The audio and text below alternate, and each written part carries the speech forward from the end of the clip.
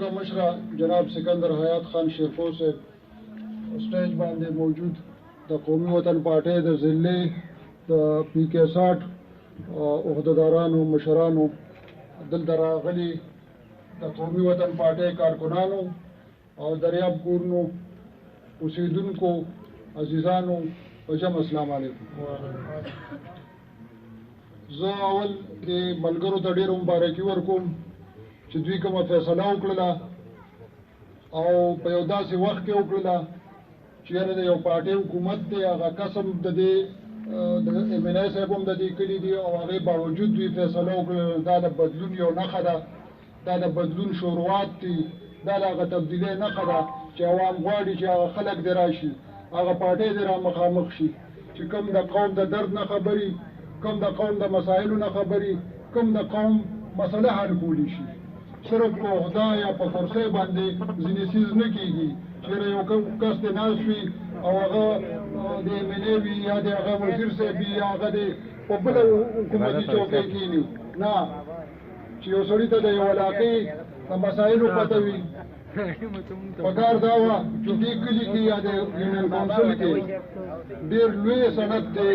د کډو سند دی پکار دی چې هغې له د حکومت د اړخه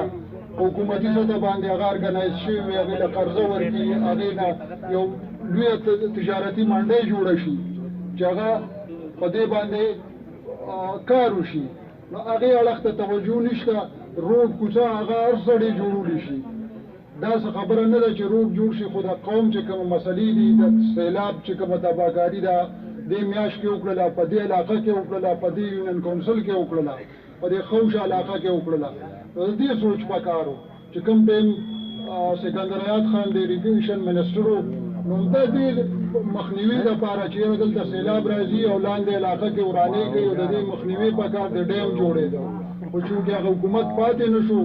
مونږ زر د هغه حکومت د هغه دغه نه بهر لاړلو نو پکار دی چې هغه منصوبه بحال ساتل شوی وه چې هغه بحال وه نن به نه ستا کور لوېدلو د چا نن به نه د چا سړک ورانېده نه به د چا نقصان کېده زه ډېر ټایم نه اخلم مشر ناست دی د هغه وړاندې چې زه خبرې کوم نو دا بده خبره ده خو زه ستاسو د ټولو ډېره شکریا ادا کوم نویو ملګرو ته مبارکي کوو او دا یقین دهاني ورکوو چې په هر میدان په هره موقع زموږ څه ضرورت وي زموږ ته مو څه کار راغی مونږ به تابعدار یو کو شپه یې په ورځې ډېره مننه ډېره مهرباني زما د دریاب کورونو او نور د مختلف یونین کونسل نه ټولو ملګرو ته په پنډال کې هرکلی وایم په سټیج باندې زموږ صوبایي قاید ناست دی خبرې به کوي تاسو سره چونکې ډېر انتظار وکړه تاسو نو مونږ تاسو له نور میاشت کې حایل کېدل نه غواړو صوبایي چیرمین به تفصیلي خبرې کوي جناب سکندر خان صاحب خو زه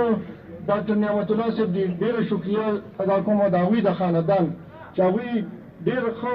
فیصله وکړه او ډېر په لنډ وخت کې دا کوم حالات چې دي نو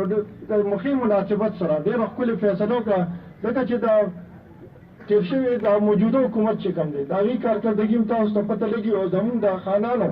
چې کومې منصوبې دي هماغه منصوبو باندې روان دی کار روان دی نو څه نوي پراجکټ دوی نه راوړي هماغه چې کوم زموږ ملي رهبر آفتاب احمد خان شیرپا صاحب د هغې کارنامې دي د هغې پراجکټ دي په هغې باندې دوی لګیا دي خپل کارکردګي ښیي نو زه ستاسو میاشت کې ډېر حایل کېدل نه غواړم خپل صوبایي چیرمین به خبرې کوي تاسو ته ډېره مهرباني